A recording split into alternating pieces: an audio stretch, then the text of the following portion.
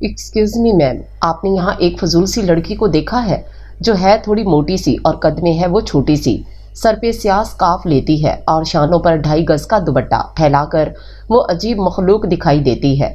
وہ waiting lounge سے نکل رہی تھی کہ اپنے عقب سے مردانہ آواز سن کر اس کی تیزی سے اٹھتے قدم وہیں رک گئے۔ مسٹر، کہیں آپ اس ذہین فتین لڑکی کے وہی کزن تو نہیں جنہیں دیکھتے ہی پہلی نظر میں کسی دہشت گرد کا گمان ہوتا ہے؟ بڑی بڑی آنکھوں میں ڈھیر ساری حیرت سموئے اس لڑکی نے اپنا شولڈر بیگ دوسرے کندھے پر منتقل کرتے ہوئے مقابل شخص کو سرتا پاؤں دیکھا تو ایک لمحے کے لیے وہ گڑبڑا سا گیا۔ دیکھیے، آپ ایک نہایت ڈیشنگ اور سمارٹ نوجوان کو دہشت گرد کا لقب دے کر سراسر زیادتی کر رہی ہیں۔ زیادتی کے بچے، کہاں غائب تھے تم؟ پچھلے آدھے گھنٹے سے تمہیں ڈھونڈ رہی ہوں اور اب تھک ہار کر میں کسی ٹیکسی میں بیٹھنے والی تھی۔ حیا نے غصے میں گھورا تو اس نے مسکراتے ہوئے سوٹ کیس اس کے ہاتھ سے لے لیا۔ سوری یار، مما نے تو مجھے صبح ہی بتا دیا تھا، بس آفس سے نکلتے ہوئے تھوڑی دیر ہو گئی تھی۔ 9/11 کے بعد ساری دنیا بدل گئی ہے، پر تم جیسے قاہل شخص میں بھی ابھی تک کوئی تبدیلی نہیں آئی۔ حیا نے اس کے ساتھ پارکنگ کی طرف جاتے ہوئے اپنی رائے کا اظہار کیا تو رخ موڑ کر علی نے مصنوعی خفگی دکھائی۔ میم، تم کیا جانو اس قاہل شخص پر کتنی لڑکیاں دل ہار چکی ہیں؟ حیا نے بمشکل مسکراہٹ چھپائی۔ یقیناً مجھے ان لڑکیوں کی ذہنی حالت پر ہمیشہ شبہ ہی رہے گا۔ دیکھیے میم، اب اس سے زیادہ ہی اپنی توہین برداشت نہیں کروں گا، علی نے گاڑی کا لاک کھولتے ہوئے اعلان کیا تو وہ بھی زیر لب مسکراتے ہوئے فرنٹ ڈور کی طرف بڑھ گئی۔ علی، مما کیسی ہیں؟ پہلے سے زیادہ خوبصورت اور گریسفل ہو گئی ہیں، بالکل میری طرح۔ لگتا ہے تم نے کبھی غور سے آئینہ نہیں دیکھا۔ ہزاروں لڑکیاں آئیڈل سمجھتی ہیں۔ گاڑی پارکنگ سے نکال کر وہ روڈ پر لے آیا تھا۔ علی، سمجھنے سے کیا ہوتا ہے، لوگ تو وقت پڑنے پر گدھے کو بھی باپ سمجھنے لگتے ہیں، وہ تو پھر بیچاری تمہیں اپنا آئیڈیل سمجھ رہی ہیں۔ دیکھیے میم، آپ اس وقت اپنے دانتوں کی نمائش نہ کریں تو بہتر ہے، ورنہ علی ارتضیٰ یہ گاڑی کہیں دے مارے گا۔ اس نے یکدم گاڑی کی سپیڈ بڑھا کر دھمکی دی تو حیا کی مسکراہٹ یکلخت غائب ہو گئی۔ وہ اس کی کمزوری سے بخوبی واقف تھا، سو اس کی زبان کو اسی صورت میں بریک لگا سکتا تھا۔ آج ایک مدت کے بعد اس نے وہاں قدم رکھا تھا جہاں فہد ارتضیٰ اسے اپنی ملکیت کا درجہ دے کر لایا تھا۔ وہ درجہ آج بھی اس کے پاس تھا، مگر دینے والا کہیں نہیں تھا۔ اس کے کمرے میں سجی ہوئی چیزوں نے اپنی جگہ نہیں کھوئی تھی، اس کے باوجود فہد کے کھو جانے کا احساس بہت قوی تھا۔ وہ بے اختیار کی کیفیت میں اپنے آنسوؤں کی پرواہ کیے بغیر کمرے کی ہر چیز کو چھو رہی تھی جو فہد کے استعمال میں رہ چکی تھیں۔ حیا، میں اکثر سوچتا ہوں یہ محبت کیسے ہو جاتی ہے۔ اچانک بغیر بتائے چپ چاپ اس کے شانوں پر فہد کی آواز نے اپنے ہاتھوں کا لمس جگایا تو وہ پلٹ کر دیکھنے لگی۔ جہاں فہد کی موجودگی کا وہم تھا، وہاں اب صرف اس کے خیال کی پرچھائی تھی۔ کسی بھی خیال کے آغاز یا انجام سے بے خبر ہو کر اپنے احساس کو صرف دل یا آہٹوں کے ساتھ ایک ہی چہرے میں سوچنا محبت ہے۔ کبھی اکیلے میں یوں ہی سرگوشی کرتی ہے۔ اسے بھی یہ احساس نہیں تھا کہ ابھی اس کا اپنا ہی کہا ہوا جملہ فہد کی یاد بن کر اسے رلائے گا۔ مسز فہد، اگر اپنے احساس کو دل کی آہٹوں کے ساتھ محسوس کرنا ہی محبت ہے تو یہ طے ہوا، مجھے تم سے محبت ہے۔ فہد کے لمس نے دھیرے سے اس کی کلائی میں سجے کنگن بجائے تو اس نے غیر محسوس انداز میں اپنی کلائیوں کو چھوا۔ اس کی کلائی تو خالی تھی۔ تمہیں پتہ ہے جب میں اچانک لاہور آیا تھا اور عرصے بعد تمہیں دیکھ کر مجھے کیا محسوس ہوا تھا؟ اب اس کے لمس نے اس کے جھمکوں کو ہلایا تھا، جیسے کسی بنجر اور سوکھی دھرتی پہ یکدم بارش کی پھوار برس پڑی۔ توبہ ہے کیپٹن فہد ارتضیٰ، آپ تو پورے شاعر ہیں۔ فوج میں کس نے بھرتی کر لیا تھا آپ کو؟ وہ رو رہی تھی لیکن اس کی آواز ماضی کی ہنسی بن کر گونج رہی تھی۔ تو تمہارا کیا خیال ہے، آرمی والے جذبات سے عاری ہوتے ہیں؟ کیا وہ عام لوگوں کی طرح کچھ محسوس نہیں کر سکتے؟ اس کا لہجہ خفگی لیے ہوئے تھا۔ جناب، سنا تو یہی ہے۔ کیا سنا ہے تم نے آرمی والوں کے بارے میں؟ کچھ ہم بھی تو سنیں۔ یہی کہ ایک نارمل انسان سے جذبات چھین لیے جائیں تو وہ خود بخود فوجی بن جاتا ہے۔ ایک کیپٹن کی بیوی کی یہ رائے سن کر خاصا افسوس ہوا ہے مجھے۔ اس کی कुशादा पेशानी पर बल और आंखों में तहीर उमड़ आया था। फहद, आप तो सचमुच खफा हो गए हैं। भाई, मैंने तो बस यूं ही कह दिया। उसके हाथों पर होले से हाथ रखते हुए हया ने उसका मूड दुरुस्त करना चाहा। हया, तुम इस सोल्जर की मोहब्बत का इदराक नहीं कर सकती जो दिल में अपनी सरजमीन से अहद वफा करते हुए खून के आखिरी कतरे तक लड़ने का अहद करता है। तो फिर हर रिश्ता, हर ताल्लुक उसकी मोहब्बत के आगे रेत की दीवार बनकर ढह जाता है। उसके लफ्ज़ों ने हया को हकीकी तौर पर शर्मिंदा कर दिया था। फहद, आपको अपने मुल्क की सरहदों का पासमां होने पर फ़ख्र है, तो ये मेरी भी खुशनसीबी है कि खुदा ने इस पासमां को मेरी ज़िंदगी का साहिबां बना रखा है। और अगर कभी तुम्हारी ज़िंदगी के साहिबां को अपने मुल्क का दिफा करते हुए अपनी सांसों को कुर्बान करना पड़ा तो? फहद ने सहूलत से मौजू बदल दिया था। मैं इतनी बहादुर नहीं हूँ जितना आप मुझे समझते हैं। बोलते हुए हया की आवाज़ रुंध गई। बहादुर बनना पड़ता है। तुम कैप्टन की बीवी हो। जैसे अनकरीब कारगिल और द्रास के बर्फ पोश पहाड़ों पर अपनी मोर्चों पर काबिज होना है, वहाँ हमें दुश्मन के साथ बर्फानी मौसम से भी लड़ना है, जहाँ सर्दी अक्सर नुक्ता इंजमाल में से भी 65 डिग्री कम हो जाती है। फहद, कल सुबह आप जा रहे हैं। इस वक्त कोई और बात नहीं कर सकते क्या? उसकी आवाज़ की लर्जिश तो जैसे फहद पर बेअसर हो गई थी और वो कह रहा था, गाजी बनकर लौटा तो हमारी ज़िंदगी मिसाली हो जाएगी। अपने मुल्क का दिफा करते हुए शहादत नसीब हुई तो हमेशा के लिए अमर हो जाऊंगा। हया, दुआ करना खुदा मेरी मौत किसी हॉस्पिटल के बिस्तर पर ना लिखे। मैं शहादतों के सफ़र का अमीन बनना चाहता हूँ। अज़्मो इस्तक़लाल के अजीम पैकर और पाक फ़ौज के बहादुर मुजाहिद मेजर अजीज़ भट्टी की तरह बेमिसाल बहादुरी का मुजाहरा करते हुए अपनी कौम का सर फ़ख्र से बुलंद कर देना चाहता हूँ। अरशद मिन्हास की तरह गैरतमंद कौम का फर्जंद बनकर दुश्मन के नापाक मंसूबे खाक में मिलाते हुए सच्चाई को हमेशा के लिए बुलंद कर देना चाहता हूँ। आप प्लीज़ चुप हो जाए, मैं बहुत बुज़दिल हूँ। हया ने अपना हाथ उसके लबों पे रख दिया। कल सुबह उसे दारस के लिए रवाना होना था और वो उसके हौसलों को मज़ीद आजमा रहा था। खुदा ने मोमिनों से उसकी जानें और माल ख़रीद लिए हैं और उसके एवज़ उनके लिए जन्नत तैयार की है। खुदा की राह में जो लुटते हैं, कुरान में उनके लिए सच्चा वादा दर्ज है और खुदा से ज़्यादा वादा पूरा करने वाला और कौन हो सकता है? फिर तुम इतना क्यों डरती हो, ये जानते हुए भी कि शहीद कभी मरा नहीं करते? बस हम उनकी ज़िंदगी का शऊर नहीं रखते। वो बहुत धीमे लहजे में बोल रहा था, जैसे अपनी रवानगी से कबल अपनी मंजिल का तयन कर रहा हो। उसके यख होते हाथ फहद की गर्म हथेलियों में कांप रहे थे। यूं ही खड़े उसे ना जाने कितनी देर हो चुकी थी। अब वह हकीकत की आंख से उसकी याद के आंसू चुनती हुई बेड पर बैठ गई थी। उसके हाथ बेड की साइड टेबल पर सजी फ्रेम शुदा तस्वीर की जानिब उठे थे। ये इन दोनों की शादी की तस्वीर थी। फहद उसके कंधे पर हाथ रखे मुस्कुरा रहा था और वो झुकी हुई पलकें धीमी मुस्कान के साथ महरून अरूसी लिबास में सजी किसी अनोखी खुशी का रूप लग रही थी। हाथों में थामे उसे देखती रही। हया, पता है, जब इस तस्वीर को गौर से देखता हूं तो मुझे अपनी ज़िंदगी का ये कीमती लम्हा फिर से एक नए एहसास के साथ अपनी गिरफ्त में ले लेता है। एक दिन वो इस तरह इन्हिमाक से इस तस्वीर को देख रही थी जब फहद ने आकर उसके कंधे पर अपना बाजू फैलाते हुए कहा तो वो उसकी सरगोशी पर देर तक मुस्कुराती रही थी, मगर आज फहद की सरगोशी पे मुस्कुराने के बजाय रो रही थी। सुबह गर्म पानी से शावर लेने के बाद वो वॉशरूम से निकली तो मामा चाय की ट्रॉली सजाए उसकी मुंतज़िर थीं। भाप उड़ाती चाय के सिप लेते हुए वो मामा की मौजूदगी में खुद को नॉर्मल रखने की भरपूर कोशिश कर रही थी। बाज़ औकात दिल की कैफियत छुपाने के लिए हमें अपने चाहने वालों की नज़रों से छुपना पड़ता है, लेकिन ये कोशिश देखने वालों, महसूस करने वालों के सामने कारगर साबित नहीं होती है। हया, मेरी जान, खुद को मत छुपाओ।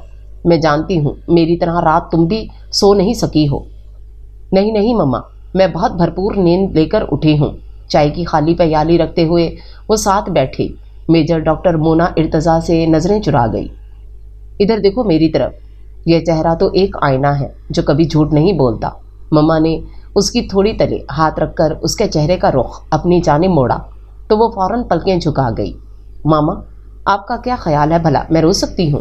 کتنا مشکل ہو جاتا ہے دوسروں سے اپنے آنسو چھپانا۔ حیا بیٹا، میں پہلے ایک شہید کی بیوی تھی اور اب ایک شہید بیٹے کی ماں ہوں۔ تمہارا دکھ سمجھ سکتی ہوں۔ ارتضیٰ کی شہادت پہ خواتین نے جب میرے ہاتھوں سے چوڑیاں اتار کر میرے سر پر سفید دوپٹہ ڈالا تھا تو فہد 4 سال کا تھا اور علی 1.5 مہینے کا۔ 2 بچوں کے آسرے پر کب جوانی کی دہلیز پار ہوئی کچھ پتہ نہ چلا، مگر تمہاری جوانی کو دیکھ کر دل خالی ہونے لگتا ہے۔ شادی کو ابھی چند ہفتے ہی گزرے تھے کہ بیٹا میرا فہد میرے پاس میرے رب تعالیٰ کی امانت تھا۔ مجھے اپنے بیٹے پہ فخر ہے۔ اس نے اپنے باپ کی طرح شہادت کی عظمت پر فائز ہو کر میرا سر عظمت سے بلند کر دیا، مگر میرے اندر کی ممتا کسی بھی لمحے اس کی یاد آنکھوں سے اوجھل نہیں ہونے دیتی۔ علی میرے پاس بیٹھتا ہے تو میری نظر فہد کو ڈھونڈتی ہیں۔ علی کے بارے میں سوچتی ہوں تو فہد کا ہنستا مسکراتا چہرہ میری نظروں کے سامنے گھوم جاتا ہے۔ حیا کا سر ان کی گود میں رکھا تھا اور ڈاکٹر مونا کے ہاتھ آہستہ آہستہ اس کے بالوں میں گردش کر رہے تھے۔ تمہارے وجود سے مجھے اپنے فہد کی مہک محسوس ہوتی ہے۔ کتنے چاؤ سے میں تمہیں اس گھر میں لائی تھی، پھر اپنی مما کو اتنا اکیلا کیوں کر دیا تم نے؟ مما، دل قریب ہوں تو فاصلے کوئی اہمیت نہیں رکھتے۔ گھر اور شہر بدلنے سے دل میں بسنے والے کب بدل پاتے ہیں؟ میری سوچ کا ہر لمحہ اس گھر سے اور آپ سے وابستہ ہے۔ کیسے بھول سکتی ہوں میں آپ کو؟ حیا نے ان کے ہاتھوں کو تھام کر آنکھوں سے لگایا۔ کسی کی یاد میں رونے کے لیے 6 سال کم نہیں ہوتے۔ وقت تمہاری بھری جوانی کا گواہ ہے۔ میری مانو تو اب شادی کر لو۔ کسی کی یاد میں پہاڑ جیسی زندگی گزارنا آسان نہیں ہوتا۔ والدین کا سایہ سر پر سلامت رہے تو زندگی میں مشکلات میں ہنس کر سہلی جاتی ہیں۔ ان کے بغیر یہ معاشرہ ایک تنہا عورت کو جینے نہیں دیتا۔ ڈاکٹر مونا اسے سمجھا رہی تھیں۔ مما، مجھے اس حقیقت پر یقین کر لینے دیں کہ فہد ہمارے درمیان نہیں ہے۔ مجھے کیوں ایسا لگتا ہے جیسے وہ زندہ ہے، میرے آس پاس ہے۔ وہ بولتا ہے تو مجھے اس کی سرگوشی سنائی دیتی ہے۔ وہ دیکھتا ہے تو مجھے اس کی موجودگی محسوس ہوتی ہے۔ اس کا لمس میں اندھیرے میں بھی پہچان لیتی ہوں۔ اس کا خیال وہم بن جاتا ہے اور میں بھول جاتی ہوں کہ وہ اب ہمارے درمیان نہیں ہے۔ اس کی باتیں سن کر مما یکلخت چپ ہو گئی تھیں۔ ان کے پاس حیا کی کسی بھی بات کا جواب نہیں تھا۔ مما، آپ علی کی شادی کر دیں، گھر میں رونق ہو جائے گی اور پھر آپ کو بھی تنہائی کا احساس نہیں ہوگا۔ بیٹا، یہ لڑکا مانے بھی تو صحیح، کوئی لڑکی پسند ہی نہیں آتی۔ میں تو علی کو اپنے کلیگس کی کئی بچیوں سے ملوا چکی ہوں، مگر پھر وہی غیر سنجیدگی کہ ہر دوسرے دن موصوف کی رائے بدل جاتی ہے۔ مما، جب سر پر پڑے گی تو خود بخود ٹھیک ہو جائے گا، خدا کرے ایسا ہی ہو۔ انشاءاللہ مما، آپ بے فکر ہو جائیں، 1 ہفتے تک میں یہیں ہوں، دیکھیے گا کیسے سیدھا کرتی ہوں۔ حیا نے انہیں تسلی دی تو تشکر سے ڈاکٹر مونا نے اس کا ماتھا چوم لیا۔ رات کے کھانے کے بعد وہ علی کے ساتھ واک کے لیے نکلی تو خلاف معمول وہ خاصا چپ چپ سا لگ رہا تھا۔ علی، کوئی بات ہے کیا؟ ہاں، ایک پرابلم میں پھنس گیا ہوں۔ کیسی پرابلم؟ حیا نے رخ موڑ کر بغور اس کے سنجیدہ چہرے کو دیکھا۔ مجھے ایلن سے محبت ہو گئی ہے۔ واقعی بخار ہے، فکر نہیں کرو، اتر جائے گا 2-4 دنوں میں۔ بھی سیریس حیا، مجھے سچ مچ محبت ہو گئی ہے۔ ویسے سچ مچ کی محبت ہوتی کیسی ہے؟ وہی لیلا مجنوں، شیریں فرحات اور ہیر رانجھے والی محبت۔ علی کی مثال پر وہ کھلکھلا کر ہنسی۔ ابھی بچے ہو، یہ سیریس اور خطرناک قسم کا عشق و محبت تمہارے بس کی بات نہیں ہے، لہٰذا اس آگ کے دریا میں ڈبکیاں کھانے سے پرہیز کی ضرورت ہے۔ آئی سویئر حیا، مجھے ایلن سے سچی قسم کی محبت ہو گئی ہے۔ اگر وہ مجھے نہ ملی تو میں پاگل ہو جاؤں گا۔ میں یقین سے کہہ سکتی ہوں تمہارا اگلا ٹھکانہ مینٹل ہاسپٹل ہے، لیکن تم بے فکر رہو، میں آیا کروں گی تمہاری خیر خبر لینے کے لیے۔ حیا کی شدید مداخلت اسے ایک آنکھ نہیں بھائی تھی۔ محبت زمین پہ پاؤں رکھے تو آسمان سے آہٹ سنائی دیتی ہے، مگر غافل لوگوں کا کیا کیا جائے۔ علی، میری مانو تو شاعری شروع کر دو، شاید اسی میں کامیاب ہو جاؤ۔ حیا کی مسکراہٹ پر وہ واقعی اور تپ گیا تھا۔ تم اپنا یہ فضول مشورہ اپنے پاس ہی رکھو تو بہتر ہے۔ کمال ہے، نیکی کا تو زمانہ ہی نہیں ہے۔ حیا نے منہ پھلایا۔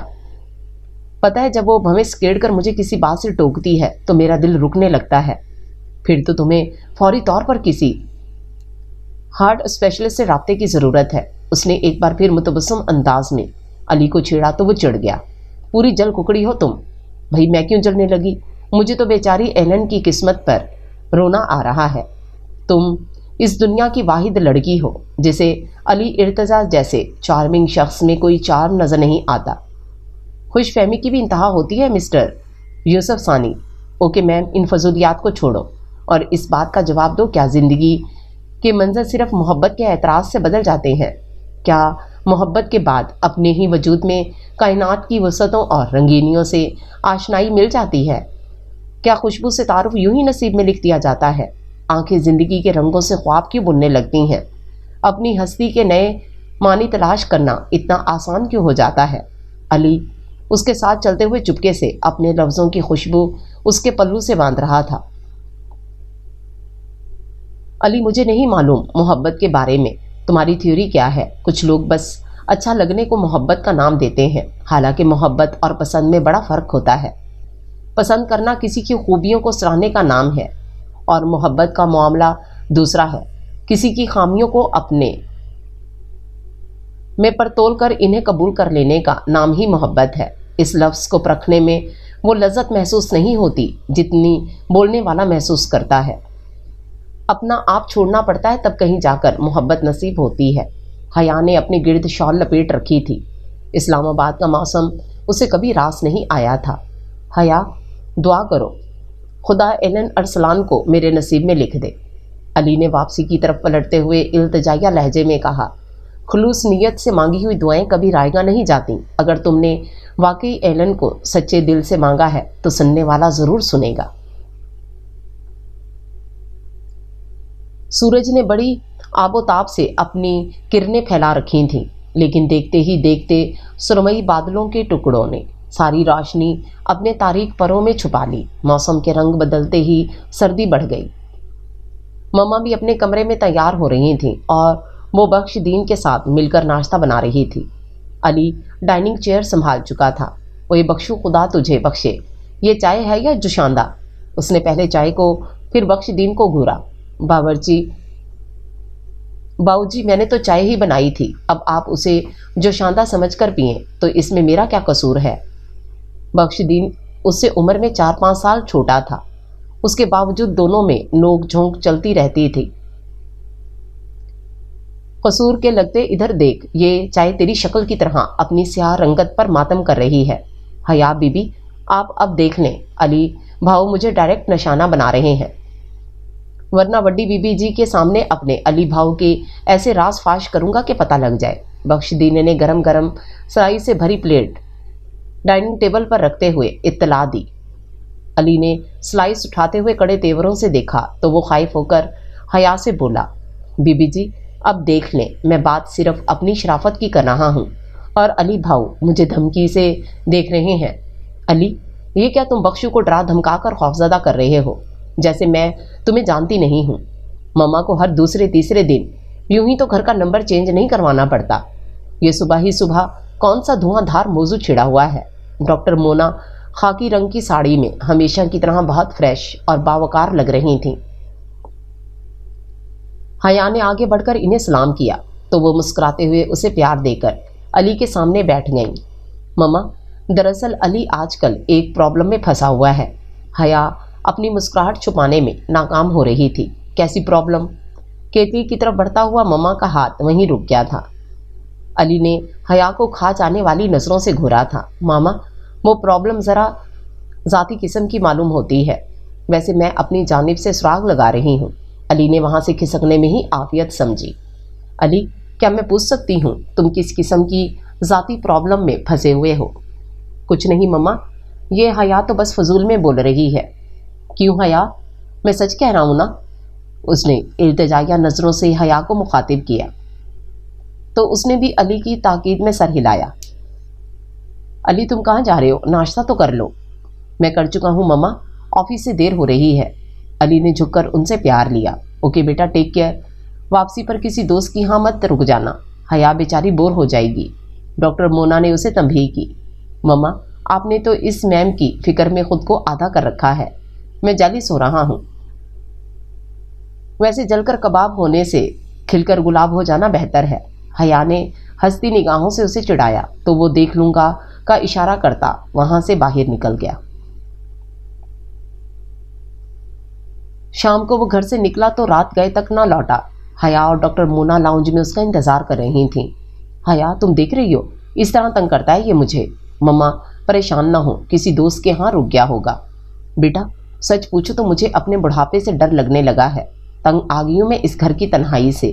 ماما علی کے لیے کوئی اچھی سی لڑکی دیکھیں، پھر ٹھیک ہو جائے گا۔ ایک لڑکی ہے تو صحیح میری نظر میں، لیکن بیٹا تم پہلے علی سے پوچھو، اگر وہ کسی کو پسند کرتا ہے تو مجھے اس کی خوشی اپنی رضا سے زیادہ عزیز ہوگی۔ میں بات کروں گی علی سے، آپ فی الحال چل کر آرام کریں۔ تواتر سے ہونے والی بارش نے سردی کی شدت کو بڑھا دیا تھا۔ مما تو تھوڑی دیر کے بعد سو گئی تھی، مگر نیند اس کی آنکھوں سے کوسوں دور تھی۔ وہ خود بھی نہیں جانتی تھی فہد کے جاتے اس شہر کے موسم حیا سے کیوں روٹھ گئے تھے۔ شرمسار سی ٹھنڈی ہوا چپکے سے گزر جاتی تھی۔ اسلام آباد شہر کا سناٹا رات کی تاریکی میں فہد کی یادوں کی خوشبو بن کر چار سو پھیل جاتا۔ بہت خاموشی تھی اس کے اندر بھی اور باہر بھی۔ اس نے گلاس ونڈو سے لان میں جھولتے بادل بارش کے درختوں کو دیکھ کر بھید مانگی تو سوائے لمبی چپ کے اسے کوئی صدا کوئی آواز سنائی نہ دی۔ جس عمر میں لڑکیاں دل میں بسنے والوں کے لیے آنکھوں میں خواب سجاتی ہیں، اس عمر میں وہ دل میں بسنے والوں کی یادوں سے آنکھوں میں بننے والے آنسو سمیٹ رہی تھی۔ حیا میری شہادت کی خبر بہت ہمت سے سننا، تمہیں مما کو حوصلہ دینا ہے۔ انہوں نے اپنی جوانی کو ہم پر قربان کر کے اپنا وقار ہماری نظروں میں بہت بلند کر دیا ہے۔ فہد آپ نے ایسی باتوں سے میرا سکون کیوں غلط کر رکھا ہے؟ اس کے رونے پر زبردستی فہد نے مسکرانے کی کوشش کی تھی، اس لیے کہ کچھ لوگ روتے ہوئے اور بھی پیارے لگنے لگتے ہیں۔ فہد کی بات پر اس نے خفگی سے سر اٹھایا۔ ایسے مت دیکھو، ورنہ صبح گھر سے روانہ ہونا مشکل ہو جائے گا میرے لیے۔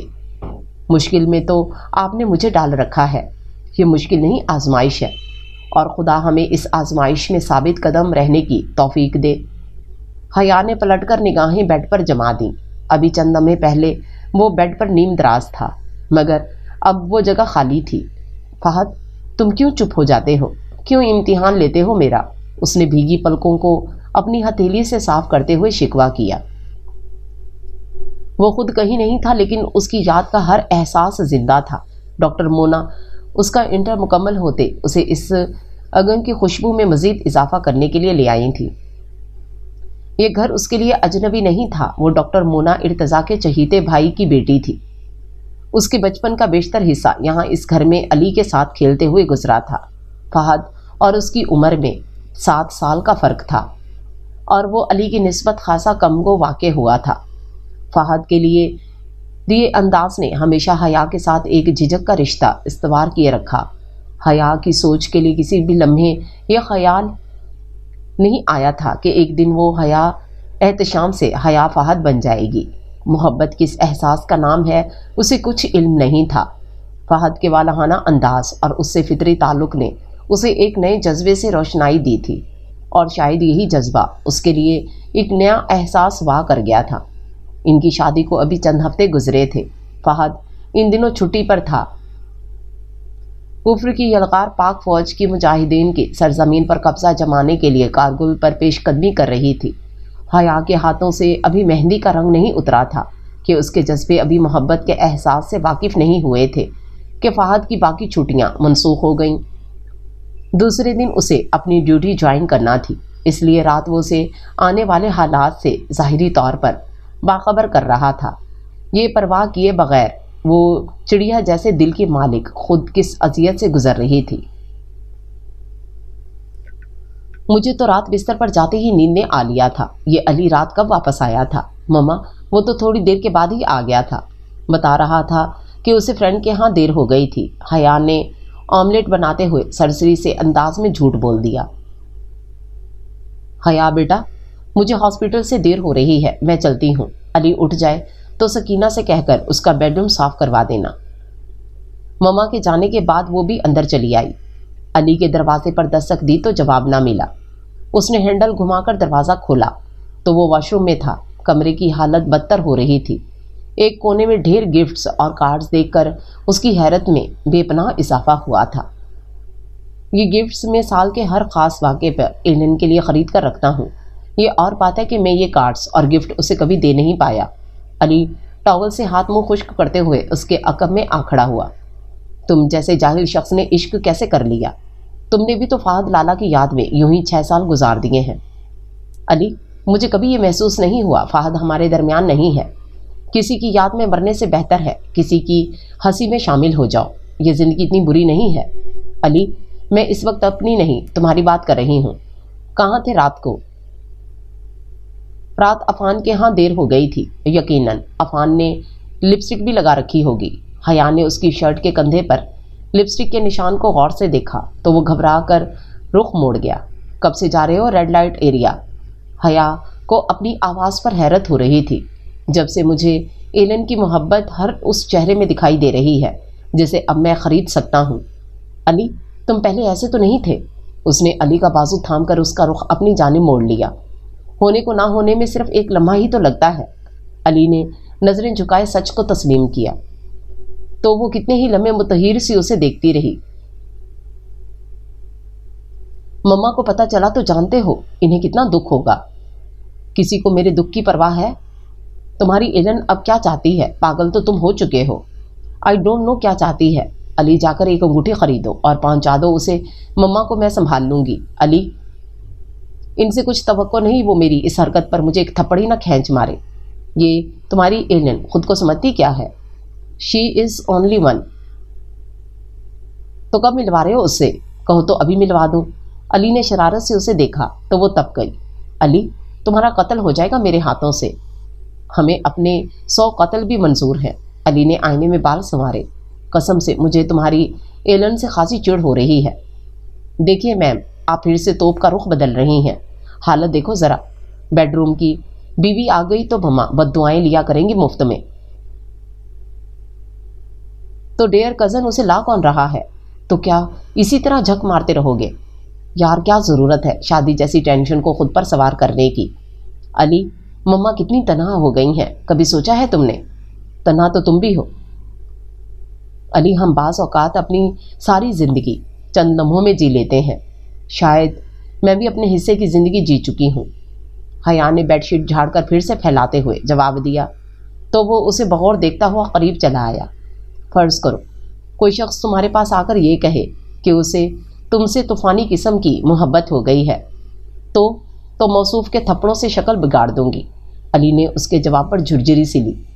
تو اس سے طے ہوا کہ مجھے ایلن ارسلان سے اظہار محبت کرنے کے بجائے مما کی رضامندی سے شادی کر لینی چاہیے۔ میں کچھ سمجھی نہیں۔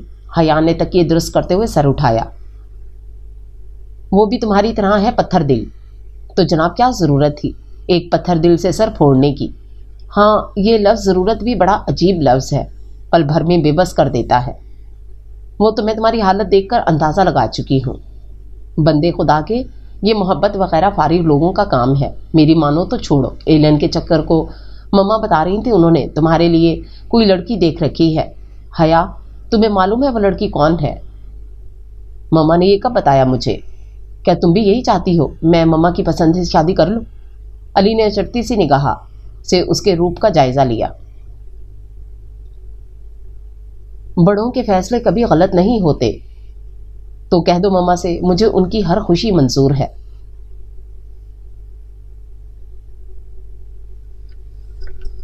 اسلام آباد میں 1 ہفتہ گزرنے کے بعد ڈاکٹر مونا ارتضیٰ اسے خود لاہور چھوڑنے آئی تھیں۔ حیا کے ایم فل کی کلاسز شروع ہو رہی تھیں، یہی وجہ تھی وہ اب باقاعدگی سے یونیورسٹی جا رہی تھی۔ جانتی ہو مونا تمہیں یہاں چھوڑ کر کیوں گئی ہیں؟ بابا ناشتے پر اس سے پوچھ رہے تھے جب وہ اجلت میں سلائس پر مکھن لگا رہی تھی۔ ظاہر ہے پاپا انہیں آپ سے اور مما جانی سے ملنا تھا۔ اس وجہ کے ساتھ ایک اور وجہ بھی ہے۔ جانتی ہو وہ تمہارے لیے علی کا پرپوزل لے کر آئی تھی۔ مما جانی کا انکشاف سن کر نوالا اس کے حلق میں پھنس گیا۔ مگر یہ سب کیسے ہو سکتا ہے؟ کیوں نہیں ہو سکتا بیٹا؟ علی ماشاءاللہ پڑھا لکھا باشعور نوجوان ہے، سب سے بڑھ کر اپنا خون ہے۔ تمہیں خوش رکھے گا، اور پھر ہم کب تک تمہارے لیے رشتے ٹھکراتے رہیں گے؟ بابا نرمی سے اسے سمجھا رہے تھے، اور وہ غائب دماغی سے ان کی شکل تکے جا رہی تھی۔ بابا، آپ اچھی طرح سے جانتے ہیں علی سے میری صرف دوستی ہے، وہ فہد کا بھائی ہے، میں شاید اسے وہ مقام کبھی نہیں دے پاؤں گی۔ حیا بچے، وہ یہ سب سمجھتا ہے، سمیٹ لے گا تمہیں۔ راحت بیگم شوہر کی تاکید کر رہی تھی۔ مما، جانتی ہیں آپ، میں اس گھر میں فہد کے ساتھ گزارا ہوا وقت کبھی نہیں بھول پائی۔ میری جان، میں سمجھتی ہوں عورت کی زندگی میں آنے والا پہلا مرد کبھی اپنی جگہ نہیں کھویا کرتا، لیکن ہمارے بڑھاپے کو دیکھو، آج ہے کل کو ہمارے بعد کیا کرو گی؟ اس معاشرے میں عورت کا تنہا زندگی گزارنا آسان نہیں۔ ماما، میں کچھ نہیں جانتی، آپ میری طرف سے انکار سمجھے۔ حیا، ہمیں تمہارے انکار سے کوئی سروکار نہیں، میں مونا کو ہاں کر چکا ہوں۔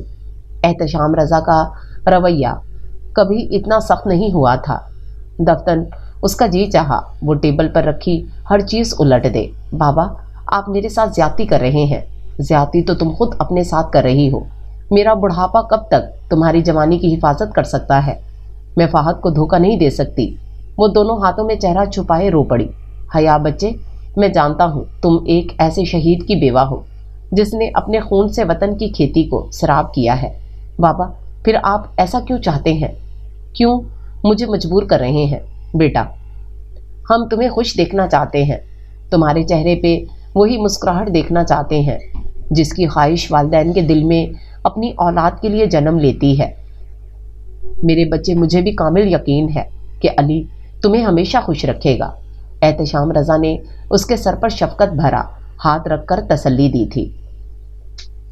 تمہارے بابا ٹھیک کہہ رہے ہیں بیٹا، تم علی کے ساتھ بہت جلد ایڈجسٹ کر لو گی۔ مما جانی اس کے چہرے سے ہاتھ ہٹاتے ہوئے بولی، تو وہ تیزی سے ان کے ہاتھ جھٹک کر اٹھ گئی۔ اگر آپ دونوں کو میری کوئی پرواہ نہیں ہے تو میری طرف سے ہاں سمجھ لیجئے گا۔ احتشام دیکھ رہے تھے یہ لڑکی کیسے بچوں کی طرح بیہیو کر رہی ہے۔ اس کے واک آؤٹ کر جانے کے بعد راحت بیگم نے تڑپ کر شوہر کو مخاطب کیا، وقتی غصہ ہے، سب ٹھیک ہو جائے گا، ہم اس کے بہتر فیوچر کے لیے ہی تو سوچ رہے ہیں۔ میں آج ہی مونا سے بات کرتا ہوں، انہیں کہتا ہوں کہ تیاری کریں، نیک کام میں دیر نہیں ہونی چاہیے۔ کبھی کبھی وقت اسی طرح زندگی کے بڑے بڑے فیصلے ایک لمحے میں کر دیتا ہے۔ اس کی زندگی کا فیصلہ دوسری بار اس کی رضامندی کے بغیر طے کر دیا گیا تھا۔ کسی نے اس کی بات نہیں سنی تھی، وہ خود کو بہت بے بس اور تنہا محسوس کر رہی تھی۔ علی کمرے میں آیا تب تک دل کا سارا غبار آنسوؤں میں ڈھل چکا تھا۔ علی اس لڑکی سے بہت کچھ کہنا چاہتا تھا، مگر الفاظ اس کے اظہار کے آگے بے بس ہو چلے تھے۔ علی پلیز مجھے معاف کر دینا، بابا سمیت میری کسی نے نہ سنی۔ میں جانتی ہوں تم ایلن کو کبھی نہیں بھول پاؤ گے، لیکن زندگی میں بعض اوقات ہمیں خود کو بھول کر دوسروں کے لیے جینا پڑتا ہے۔ میں اس گھر میں فہد کی یادوں سے کبھی نظریں نہیں چرا پائی، اور میں جانتی ہوں تم بھی اپنی ایلن ارسلان کو کبھی فراموش نہیں کر سکو گے۔ ہم دونوں کا دکھ ایک جیسا ہے، تم میرے بہت اچھے دوست رہے ہو، ہم نے ایک دوسرے سے کبھی کچھ نہیں چھپایا۔ وہ شرمندگی کے احساس میں مبتلا ہو رہی تھی۔ حیا نے نظریں اٹھا کر ایک لمحے کے لیے بھی علی کی جانب نہیں دیکھا تھا۔ مگر میں نے تم سے بہت کچھ چھپایا ہے، اپنی محبت، اپنے جذبات، کچھ بھی تو ظاہر نہیں کیا میں نے تم پہ۔ علی کی خاموش نظر اس کے بھیگے چہرے کا طواف کر رہی تھی۔ حیا، مجھ سے بہتر یہ کون جان سکتا ہے کہ زندگی میں دوسروں کے لیے بہت کچھ چھوڑنا پڑتا ہے، بہت کچھ سہنا پڑتا ہے۔ علی چینج کرنے کے لیے واش روم کی طرف بڑھا تو عقب سے حیا نے جیسے خود کو تسلی دی، میں خود ایلن سے ملوں گی اور اسے تمہارے لیے قائل کروں گی۔ اب اسے قائل کرنے کی ضرورت نہیں ہے۔ اس کے دل کی کیفیت بہت عجیب ہو رہی تھی، لیکن کیوں؟ ہر کیوں کا کوئی جواب نہیں ہوتا۔ کبھی ہمیں سب کچھ مل جاتا ہے لیکن سحر کی کیفیت پیدا نہیں ہوتی، اور کبھی کسی انجان سے تھوڑی سی محبت مل جائے تو زندگی کی خوشیاں رستہ بھول کر دل کے دروازے پر دستک دیتی محسوس ہوتی ہیں۔ حیا اس کی گمبھیر باتوں کا مفہوم نہیں سمجھ رہی تھی۔ جب وہ واش روم سے نکلا تو وہ تب بھی اسی زاویے سے بیٹھی تھی۔ علی نے تکیہ درست کیا اور کروٹ بدل کر لیٹ گیا۔ نیند آ رہی ہے، مجھے لائٹ آف کر دو۔ علی، آئی سوئر اگر بابا نے مجھے مجبور نہ کیا ہوتا تو میں، پلیز حیا اب سو جاؤ اور مجھے بھی سونے دو۔ اب کہ وہ بلند آواز میں بولا تو وہ مزید پریشان ہو گئی۔ علی، کیا بہت خفا ہو مجھ سے؟ حیا نے اس کی آنکھوں سے ہاتھ ہٹایا تو علی کا اس سے نظریں چرانا مشکل ہو گیا۔ میں ہوتا کون ہوں تم سے خفا ہونے والا؟ سارے حق تو تم فہد لالا کو سونپ چکی ہو۔ اس نے لب بھینچ کر اپنے اندر اٹھنے والے غصے کی لہر کو دبایا۔ علی، تم کچھ کہتے کیوں نہیں ہو؟ وہ اس کی مسلسل خاموشی پر چڑ گئی۔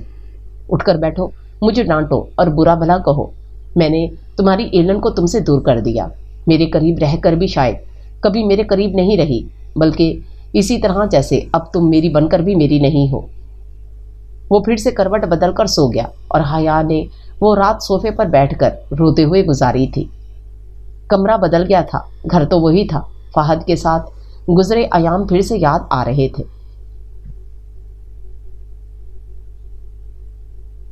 دوسروں کی آنکھوں میں دھول جھونک کر زندگی سے نظریں چرانا آسان نہیں ہوتا، مگر وہ دونوں مما کے سامنے خود کو نارمل اور خوش رکھنے کے بعد ایک دوسرے کے لیے ایک حقیقی مسکراہٹ بھی بچا نہیں پاتے تھے۔ وہ علی کو دیکھتی تھی تو فہد اس کے سامنے آ جایا کرتا تھا۔ وہ اس کے عکس سے باتیں کرتی تھی تو علی کا شکوہ کرتا چہرہ نگاہوں میں گم جاتا تھا۔ اب بھی وہ مما کے ساتھ بیٹھی اپنی طرف اٹھتی نگاہ میں علی کے بجائے فہد کو تلاش رہی تھی۔ مما نے توجہ مبذول کی۔ حیا، کیا بات ہے بیٹا، تم کھانا نہیں کھا رہی ہو؟ نہیں مما، کھا تو رہی ہوں۔ اس نے پھر سے دھیان بٹا لیا تھا۔ علی اسے بار بار کنکھیوں سے دیکھ رہا تھا۔ وہ غائب دماغی سے چمچ پلیٹ میں ہلاتے ہوئے بریانی کا ایک آدمی والا کھا رہی تھی۔ علی، تم کھانے کے بعد حیا کو کہیں گھمانے لے جاؤ، سارا دن گھر میں رہ کر بور ہو جاتی ہے۔ ماما نے نیپکن سے منہ صاف کرتے ہوئے علی کو مخاطب کیا تو وہ اسبات میں سر ہلا گیا۔ رہنے دے مما، اتنی ٹھنڈ ہو رہی ہے، پھر اسلام آباد کی سردی تو ہڈیوں میں گھس جاتی ہے۔ وہ علی کے سپاٹ چہرے کو دیکھ کر ہولے سے بنبنائی۔ تو بیٹا، وہ جو لوگ شام کو کہیں گھومنے پھرنے کے لیے نکلتے ہیں وہ کیا پاگل ہوتے ہیں؟ مما کے استفسار نے شرمندگی کا احساس دوچند کر دیا تھا۔ اٹھو، شاباش، کوئی اچھے سے کپڑے نکال کر پہنو۔ مما نے نرمی سے اس کے بال سنوارے تو وہ چیئر دھکیل کر اٹھ گئی۔ علی، تم دونوں ایک دوسرے سے خفا ہو گیا؟ اس کے جانے کے بعد مما نے علی سے پوچھا۔ نہیں مما، آپ سے کس نے کہا؟ کہنے یا بتانے کی ضرورت نہیں ہوتی۔ کیا حیا کا اترا ہوا چہرہ مجھے نظر نہیں آتا؟ علی، ماں کی نظر کبھی دھوکہ نہیں کھا سکتی۔ مما، آپ کو خوامخواہ وہم ہو گیا ہے، شاید اب میری نظر کمزور ہو گئی ہے۔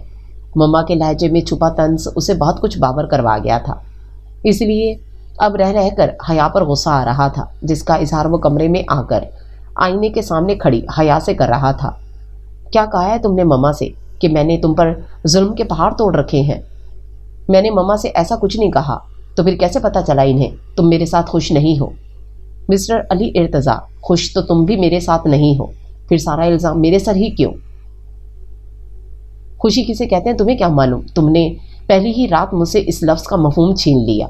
علی کو اس نے کبھی اتنے غصے میں نہیں دیکھا تھا۔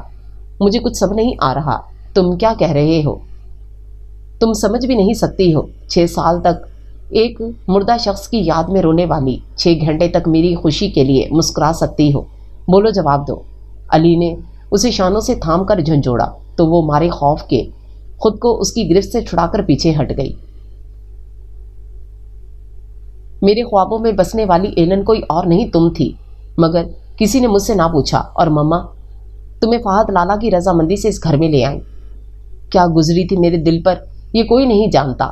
ماما اور لالا بہت خوش تھے، لیکن میری خوشیاں کہیں کھو گئی تھیں، اس لیے میں انگلینڈ چلا گیا تھا۔ لالا نے مجھ سے میرا سب کچھ چھین لیا۔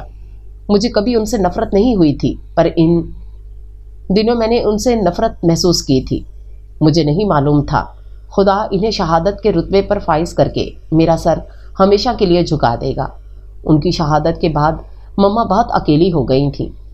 ان کے اصرار پر میں واپس چلا آیا۔ اب مجھے اپنی منزل بہت آسان لگ رہی تھی، مگر تم نے میری ساری امیدوں کے چراغ بجھا دیے۔ تمہیں فہد لالا کی یادوں سے دل بہلاتے ہوئے دیکھتا تو میرا دل خالی ہونے لگتا تھا۔ میں نے تھک ہار کر اپنی محبت کا فرضی نام ایلن رکھ لیا۔ میں جو کچھ تم سے کہنا چاہتا تھا وہ میں تمہیں ایک فرضی نام سے بتانے لگا۔ اسی طرح میرے دل کا بوجھ تھوڑی دیر کے لیے کم ہو جایا کرتا تھا۔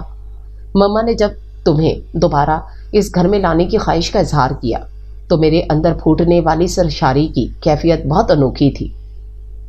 میں بہت خوش تھا۔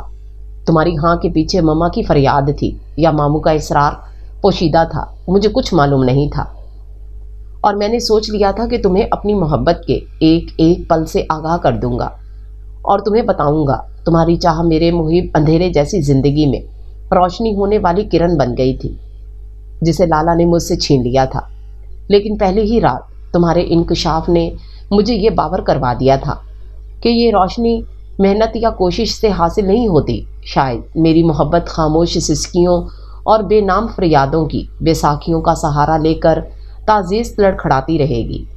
حیا نے اپنے بے جان ہوتے وجود کو صوفے کا سہارا نہ دیا ہوتا تو وہ ڈھہ جاتی۔ اس کے گمان میں بھی نہیں تھا کہ علی کے دل میں بسنے والی ایلن اس کا دوسرا روپ ہے۔ علی کے ساتھ اس کی دوستی بچپن سے تھی، مگر اس کی محبت کا عکس اس پر کبھی ظاہر نہیں ہوا تھا۔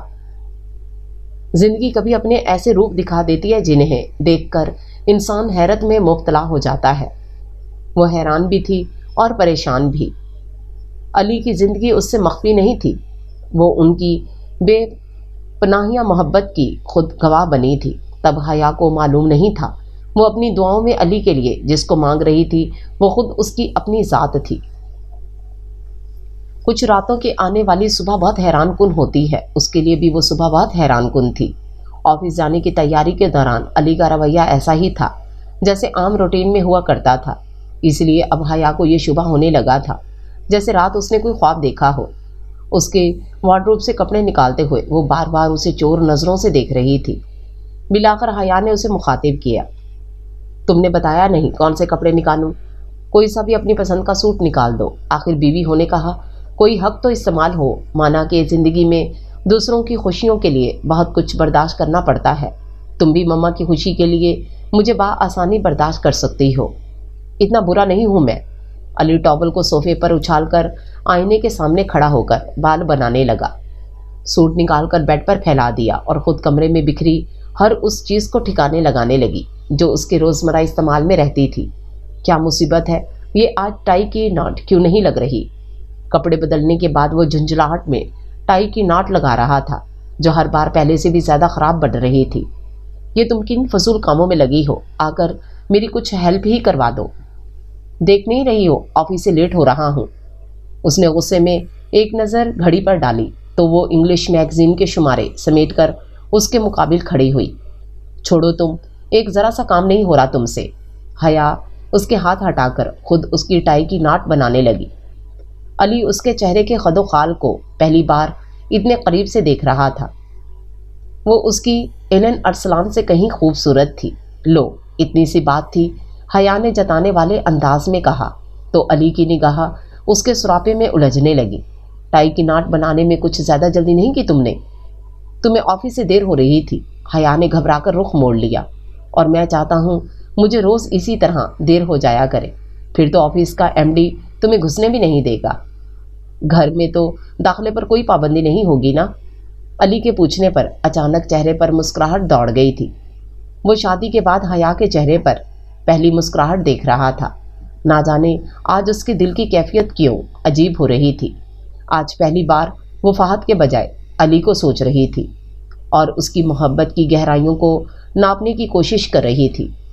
شاید وہ بھی انسانی فطرت کے مطابق ایک موجودہ کیفیت سے تنگ آ گئی تھی۔ اسے یقین ہونے لگا تھا کہ محض یادوں کے سہارے زندگی نہیں گزاری جا سکتی۔ انسان ایک خوشی یا ایک دکھ کے سہارے زندہ نہیں رہ سکتا۔ زندگی میں آنے والی چھوٹی چھوٹی خوشیاں انسان کو جینے کا حوصلہ دیتی ہیں، انہیں بڑے بڑے دکھوں سے لڑنے کی ہمت بخشتی ہیں۔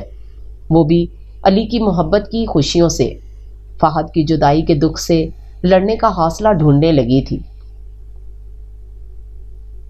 جب سے وہ حیا علی بن کر اس گھر میں آئی تھی اس نے خود پر اتنی توجہ ہی نہیں دی تھی، مگر آج اسے یہ توجہ بہت اچھی لگ رہی تھی۔ اپنے آپ کو کسی دوسرے شخص کے لیے سنوارنا کتنے خوابوں کے در واہ کر دیتا ہے، اسے ایک مدت کے بعد پھر سے محسوس ہو رہا تھا۔ سارا دن پل پل بدلتے احساس نے ایک دھیمی سی مسکراہٹ اس کے لبوں پہ سجائے رکھی تھی۔ بخشدین کے ساتھ مل کر اس کی پسند کی ڈشز بنانا بھی حیا کو نئی خوشی سے ہمکنار کر رہا تھا۔ پتہ نہیں آج وہ خود کو خاص سمجھ رہی تھی یا علی کو۔ وہ زندگی میں آنے والی خوشیوں کو تصور کی آنکھ سے دیکھ رہی تھی، ایک اجلی اور نکھری زندگی جس کے آخر میں کھلے گلاب بھی اپنی مخصوص مہک سے محصور کر رہے تھے۔ مما کو ہاسپٹل سے جلدی آنے کی تاکید کرنے کے لیے وہ ٹیلی ویژن کارنر کے قریب آئی تو ریسیور اٹھانے سے پہلے ہی بیل بج اٹھی۔ ہیلو جی، میں حیا علی بول رہی ہوں۔ بھابھی، میں عفان بات کر رہا ہوں۔ ابھی جو خبر میں آپ کو سنانے والا ہوں اسے بہت صبر اور تحمل سے سنیے گا۔ اس کا دل یک بارگی سے ڈوبا۔ عفان، آپ کیا کہنا چاہتے ہیں؟ پلیز جلدی سے مجھے بتائیں ورنہ میرا دل ڈوب جائے گا۔ گھبراہٹ میں وہ پورچ میں رکنے والی گاڑی کی آواز بھی نہیں سن پائی تھی۔ علی کا ایکسیڈنٹ ہو گیا ہے اور وہ آئی سی یو میں ہے۔ ریسیور اس کے ہاتھ سے چھوٹ گیا تھا اور وہ کارپیٹ پر بیٹھی پھوٹ پھوٹ کر رو رہی تھی۔ اسے ایسے لگ رہا تھا جیسے کوئی تیز آری سے اس کے بدن میں دوڑتی زندگی کو ختم کر رہا ہے۔ گھٹنوں میں سر دیے وہ بری طرح سے کانپ رہی تھی۔ کمرے میں داخل ہونے والے شخص کے لیے یہ صورتحال خاصی غیر متوقع تھی۔ حیا، آر یو اوکے؟ تم رو کیوں رہی ہو؟ بریف کیس صوفے پر پھینکتے ہوئے وہ حیا کی جانب لپکا۔ علی، وہ فون، تم ٹھیک ہو؟ علی بتاؤ نا، تم ٹھیک تو ہو؟ وہ اس کے ہاتھوں کو مضبوطی سے تھامے بس ایک ہی سوال کر رہی تھی۔ کم آن حیا، کیا ہو گیا ہے تمہیں؟ علی نے نرمی سے اس کا چہرہ اپنے دونوں ہاتھوں میں تھام کر حیرت سے پوچھا۔ عفان کا فون آیا تھا، وہ بتا رہا تھا کہ تمہارا ایکسیڈنٹ ہو گیا ہے۔ اسٹوپڈ لڑکی، آج 1 اپریل ہے۔ علی نے مسکراتے ہوئے ہلکی سی چفت اس کے سر پر ماری تو وہ ایک بار پھر رو پڑی۔ اگر تمہیں کچھ ہو جاتا تو میں بھی مر جاتی۔ آج اس کی تڑپ نے علی کو یہ یقین دلا دیا تھا، محبت کی جنگ میں فتح یا مفتوح کوئی نہیں ہوتا، بس محبت کرنے والا دل ہوتا ہے، دیکھنے والی آنکھیں ہوتی ہیں جو غافل کو چپ چاپ تسخیر کر لیتی ہیں۔ حیا، آج میں یہ تسلیم کرتا ہوں، محبت میں ٹپکا ہوا ہر آنسو سیپ میں بند موتی کی مانند ہوتا ہے۔ انمول موتیوں کی قدر اور منزلت صرف وہی آنکھیں جانتی ہیں جن کی پلکوں سے یہ موتی ڈھلک جائیں۔ علی کی گھمبیر آواز اسے ایک نئے احساس سے دوچار کر گئی تھی۔ اس کی آنکھوں کے چراغوں کی لو اب بڑھ گئی تھی، اس لیے علی کو اس کا چہرہ اور بھی روشن اور نکھرا نظر آ رہا تھا۔ حیا، تم نے کبھی بارش کے بعد آسمان پر پھیلی قوس قزح کے رنگ دیکھے؟ علی نے اس کے گلنار ہوتے چہرے کو دلچسپی سے دیکھا تو وہ نفی میں سر ہلا گئی۔ میں دیکھ رہا ہوں۔ علی نے شرارت سے اس کی لٹ کو چھوا جو اس کے آنسوں سے بھیگ گئی تھی۔ تم مما کو فون کر دو، میں کھانا لگا رہی ہوں۔ حیا اس کے بدلتے موڈ کو دیکھتے بولی۔ ایک بات پوچھوں؟ اس کا ہاتھ اب بھی علی کے ہاتھ میں تھا۔ اس وقت مجھے تم اچھی لگ رہی ہو یا تمہارا یہ سوٹ؟ تمہیں کیا لگ رہا ہے؟ پہلی بار حیا نے اس کی آنکھوں میں دیکھ کر پوچھا۔ مجھے تو سوٹ زیادہ اچھا لگ رہا ہے۔ علی، تم بہت فضول ہو۔ اس نے مصنوعی خفگی سے دیکھا تو علی نے بے اختیار کہکا لگایا، مگر میں نے تو ابھی ایسا کچھ نہیں کیا۔ اس کی بات پر وہ بلش ہو گئی تھی۔ اس نے علی کا حصار نہیں توڑا تھا کیونکہ وہ ہمیشہ کے لیے اس کے دل کے قریب ہو گئی تھی۔